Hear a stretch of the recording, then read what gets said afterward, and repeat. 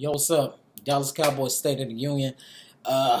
Man, was that a game? My blood pressure's up. I done lost my voice. You lost your voice.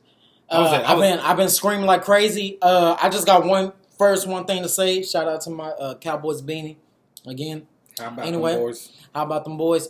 But I just want to say, how many of y'all Cooper haters hate that trade now? 3 touchdowns, 219 yards, man. That boy Cooper went off. Let me go ahead and get some of this beautiful water real quick. Man, that shit tastes fucking ice cold. Let me tell you something. Whoever had Amari Cooper on their fantasy team, I salute you. I had him on my fantasy team, and it's the first round of my fantasy playoffs, and he scored 39 points for me. Oh, you going crazy, my G. Bro, I was at 54th. You going crazy, at the bar, at the bar, talking it up with these people, man. Listen here, tough game. We knew it was going to be a tough game. Honestly, I knew at the beginning of the week, like I said, I wasn't worried about the Saints game. The Saints game went exactly how I thought it was going to go. I was really uneasy this week about this game. I was very uneasy, very stressed out. And I knew it was going to be a tough fall game because at the end of the day, this is a divisional match. And this basically, we can say that it pretty much solidifies that we're probably going to win this NFC East. I mean, you look at the schedules, you look at Washington Redskins, they're done. They just got cooked by... they got smoked. Yeah, they just got smoked by the Giants or whatnot. So you know it's really between Philly and us. And if you look at their stretch, they got to play the Rams next, and then they got to play the Texans. They got to play the Texans next. I mean, they got to play either way, it's a Texans, and then they got to play the Rams. So when you look at that trajectory, they got 2 tough games after this game coming up. And for us to come on ahead and get that victory and basically take care of business, basically going ahead and sweep them and basically be ahead in the division, It's another division win. Yes, another division win. And, when it comes playoff time, whatever the record ends up being later on, when it comes playoff time, hey, these division wins are going to matter. So I'm going to sit here and say that. It was an ugly game on all fronts. Defense, again, played phenomenal. Just defense is championship defense. I don't care what anybody says. Defense is elite. Listen, defense is elite. I said it when we went to the training camp at the Star early in August. I had a good feeling about this defense. I said, man, this defense is looking good. This defense is looking really stout. Even in the preseason, I saw the defense was just looking good. I knew that when Chris Richard came, I knew he was going to bring a different flair to this defense, a different intensity. And you see this defense going out there, and they're playing hard. They got tired, of course, and you saw that as the game progressed, they started to get tired, primarily because offensively that third quarter was fucking garbage. Matter of fact, primarily from first to third quarter, offensively, we really wasn't doing a whole lot. I said this before, and I said this last week, is the play calling has got to change. And it didn't really change much today. This game... Yeah, should have never been as close. This game should have never been as close. We should have been up 20-0. Yeah, at the half. Yeah. The way the defense played, the way the defense was causing turnovers. Yeah, they was causing turnovers. Yeah. And it just points to the play calling. This play calling is vanilla. You know what's coming, and there's just no creativity whatsoever. Again, yes, Dak. Say what you want about Dak. I mean, Dak.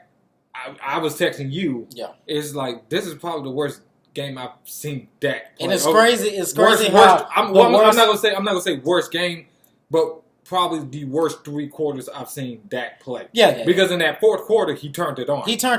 And this is one thing I always tell people about Dak. Dak might not be the most accurate QB, but when it comes clutch time, that motherfucker's a warrior. He's a warrior, and you gotta acknowledge that. You know what I'm saying? We can all talk about the bad things, and then you got a lot of these fans want to come out here and act like they freaking they freaking football gurus and stuff, and they could even do what Dak did out there on that field. It's a whole lot of intensity. It's a division rival. They was talking a whole lot of trash earlier this year. I mean, earlier this week.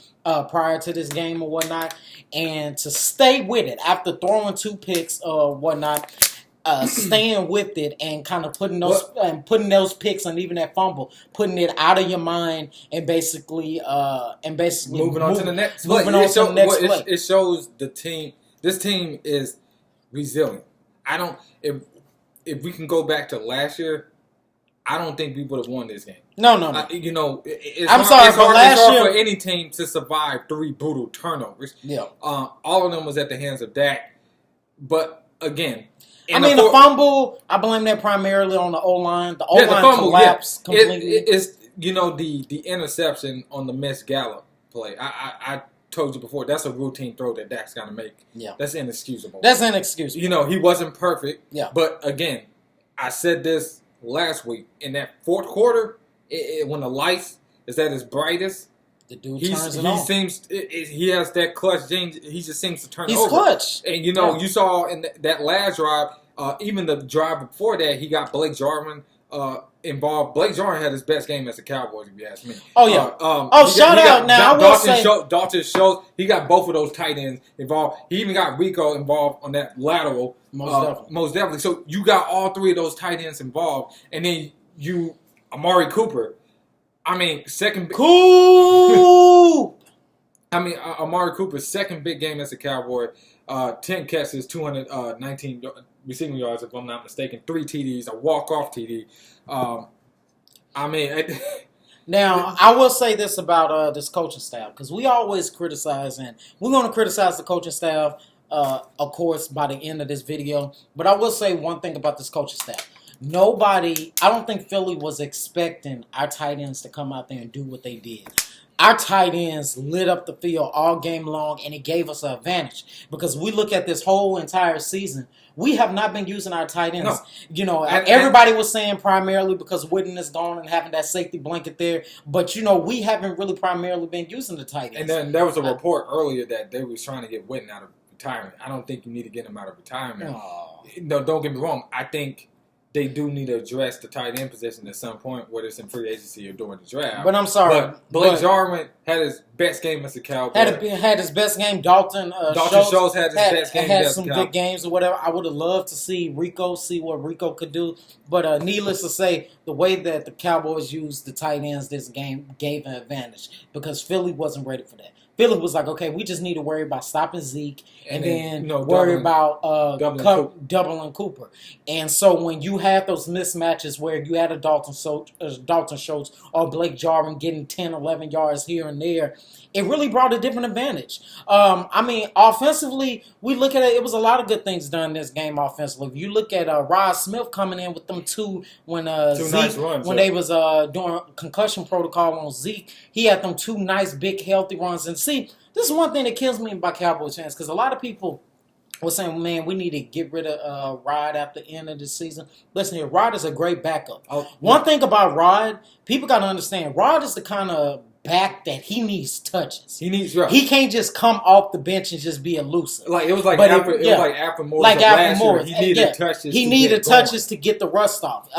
And it just so happened that Rod is like that every game. Right.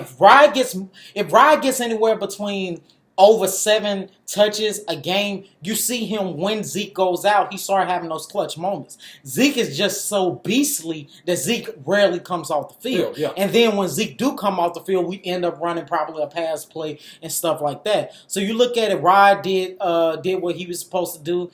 Dang, man, I wish Cole Beasley would have caught that touchdown pass. That touchdown pass. Unfortunately, it could have been 4 TD. It could have been 5. If the first touchdown, the first attempted touchdown pass on Amari Cooper got intercepted, and that was a case of Dak. There wasn't enough air on the ball, and he didn't see the safety. He didn't recognize. He didn't see the safety. He didn't see the safety over the top that was mirroring. And it didn't help that Dak locked onto Amari right away. And that's another thing too. He didn't look off his safety. Yeah, that's another thing. You have to look off the safety. When you're a safety in that backfield, and you got a quarterback that's just eyeing or receiving, it makes your job a lot easier because you're able to read the quarterback's eyes, and all you have to do at that point is just react. Make a play. Just react. Yeah. And that's what happened on that first play. Is Dak's got to learn to look off that safety. Yeah. I think if he would have looked he's done it, and he's done it this season, so I think it's just an error in judgment. Right. If he would have looked, if he would have looked off that safety, we could be talking about Amari Cooper with 4 TD passes. Most definitely, most definitely. Definitely a lot of points left on the field. I'm getting really worried about Dak when it comes to throwing the deep ball to Gallup. He had two sure wide open Gallup passes that could have resulted in touchdowns, and this game could have been probably 50 to something when you look at it with all the points that was left on the field. So that does startle me. The last one, I think Mike Gallup he gave up on his route. He held up. I think he didn't anticipate getting the ball, and then once he saw the ball, it was a beautiful deep ball. And yeah, once he saw the ball was in the air, he tried to react and try to make a play that way, but it happens. People gonna talk about how bad Dak was at the end of the day. I mean, besides the two big touchdowns to Amari Cooper. Dak would have thrown for over 300 yards without those two touchdowns. He threw for 455, touched the ball 50 times. I think he threw the ball 54 times. Yeah, 54 times. And that is like, you don't want your quarterback. We discussed this on the last video. You don't want your quarterback throwing that many times a game, but given the way the game was going and game script, it called for it. Called for it.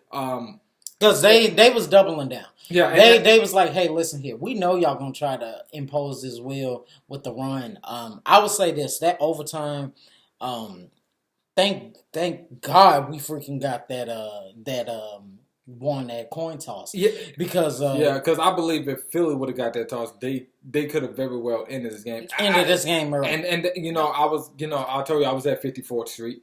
For people who don't know, 54th Street is this bar area in the urban Los Colinas areas.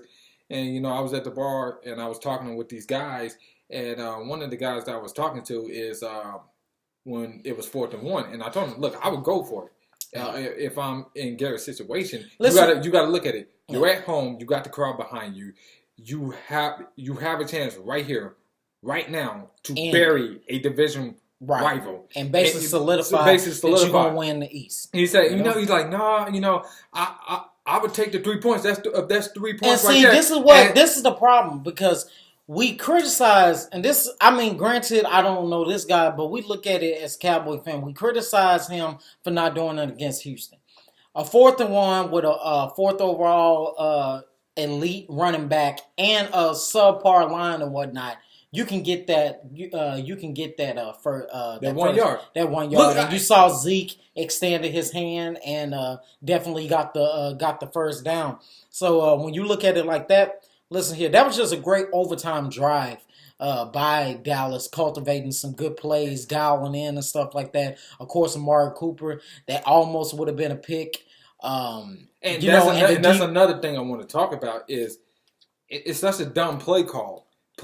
Because he's running the slant. Yeah. The receivers, not the receivers. The DBs are anticipating. The DBs are anticipating that, which is why they're biting hard on the inside to cover that. Yeah. And Amari Cooper said it in the postgame is, they was expecting me to run the slant. I wanted to run the slant. They've been having me, run slants ever since I've gotten here. Yeah. And it just goes to show you, the play calling has got to get better. The play calling got to get better. And look, and I'm not even solely blaming this on Garrett. I give Garrett credit for the 4th and 1. I thought it was a gutsy call, and I'm not sure it's a call he would have made maybe a couple months ago. I.e. the Houston game. Yeah. When they was in the home turf. Yeah. He doesn't make that call. Yeah. But Linehan, it's like that could have easily been picked off. Yeah. That could have been picked off. Luckily, big ups to Cooper for just having that staying with the ball. Right person mind, stay with the ball. Yeah, staying with the ball, not giving up on the play, just being a physical dude. And, of course, he got the touchdown. Cooper balled out. He gets the game ball from me. The dude showed up. One thing about Cooper, how I love, and, I know this is going to probably piss off a lot of Dez Bryant lovers. And don't get me wrong, I was a Dez Bryant lover and fan, and I'm still a Dez Bryant fan even to this day. So am I. But I will say this. One thing that I love and I've seen since Cooper has been here. Cooper's the kind of receiver that even if he doesn't really get a lot of touches in the first half, or even if he doesn't get involved how he wants to be in the first half or whatever, he doesn't give up. He doesn't get in his head. He doesn't check out of the game. He stays with it. And we've seen this a few times during this 5-game winning stretch where Cooper hasn't done nothing the first half. And he all comes of a sudden, back. he just explodes. And all of a sudden, he comes back in the second half. He just explodes, and he's able to make plays. That's mental toughness. That's staying with Dak. That's still believing in Dak despite picks and what have you and stuff like that. So big ups to Amari Cooper for that, for being that kind of player. The dude is all about team. He's not about himself. He scored them touchdowns, and you see him enjoying it. He's celebrating and stuff like that. Yeah, he's having fun. But at the end of the day, it's about the team, and just big ups to him for doing what he did tonight. And to your point, getting back to Dez, I think if Dez was still here, he would have checked out of the game a long time ago. Yeah. What Amari Cooper is, you could tell he's a Garrett guy. He's a Garrett guy. He's not flamboyant. He's not all up in the defender's face. He doesn't talk a lot of trash.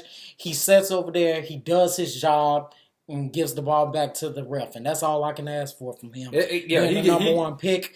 We definitely won. Everybody that was hating, talking about, dang, we could have got Golden Tate. At the end of the day, we definitely won with Cooper.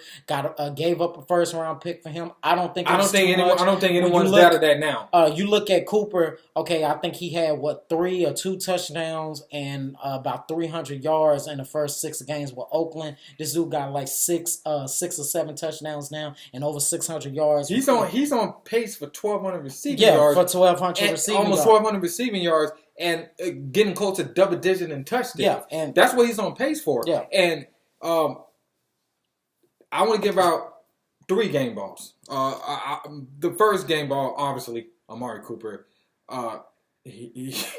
There's nothing more I can really say about this guy. Is he just shows up, he does his work, and he balls out. I'm giving him a game ball. I'm giving Jason Garrett a game ball.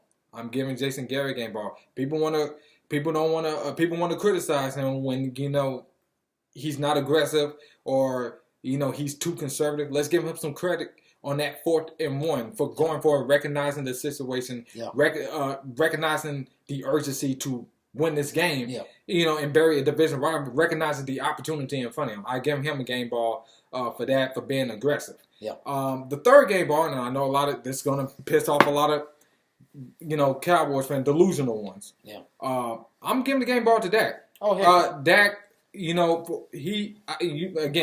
I, we was texting each other, and I thought, this is the worst I've seen Dak play. Yeah. The first 3 quarters I've seen Dak play. Yeah. He's not reading the field. He missed a wide open throw to Gallup. That's a routine throw. That's inexcusable. But that 4th quarter, when it counts the most, the game. It seemed like the game slows down for him, and he's most dangerous in the 4th quarter. Yeah. He hit about 9 different receivers. And that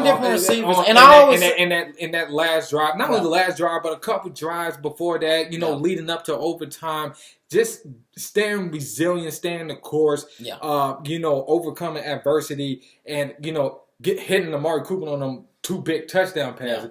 That travel over 20 yards. For all these fans that want to say that Dak can't throw the deep ball. Again, I would love to get those balls back from Michael Gallup.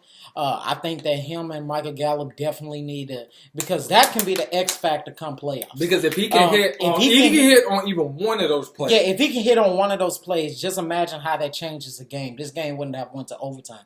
So when you look at it like that, I think that Dak and Mike need to work extensively in the offseason to get that deep ball timing. In the offseason, but they need to work extensively even for this last stretch, because definitely this team is most likely making the playoffs. I think it's safe to say. So when you look at it like that, I think they need to work a little overtime during this week just to perfect and try to get some of those. Yeah. You're not going to be able to cash in on everyone, but at least if you can get one or two. Yeah, you get 1 or 2. Yeah, that changes the game entirely. But at the end of the day, Dak was a warrior. I just want to give out some of his stats. First of all, he was 42 for 54. 77% completion rate, threw for over 455 yards, averaged about 8 to 4 yards per pass attempt. I would say this too. Yes, he had the two.